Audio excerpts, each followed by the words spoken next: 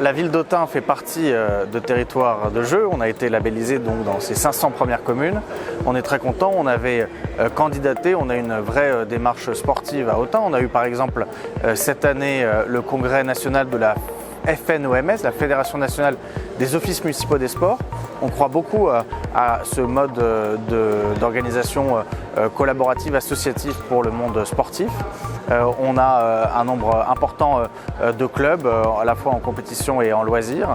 On vient d'inaugurer le plus gros investissement de cette année 2019, c'est la piste d'athlétisme, 1 million d'euros sur le stade qu'on va inaugurer très prochainement. Et donc le sport est au cœur de notre stratégie de développement. En 2020, Autun intègre le parc du Morvan et à ce titre, il était absolument indispensable que nous candidations pour terre de jeu.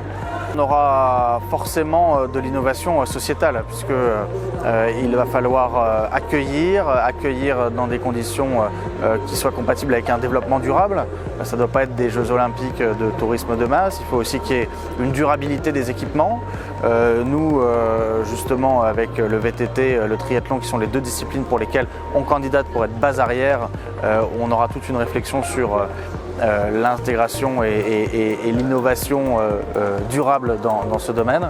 Ensuite, j'imagine que en termes de déplacement, en termes de réservation d'hôtels, en termes de communication, il y aura nécessairement à mettre en place des outils pour pouvoir assurer une logistique aussi importante et notamment dans un territoire aussi vaste, puisque c'est la volonté de la ministre et c'est aussi notre volonté en tant qu'élus locaux que ces jeux ne soient pas que les jeux de Paris, d'une commune ou d'une ville, mais soient vraiment des jeux de la France entière.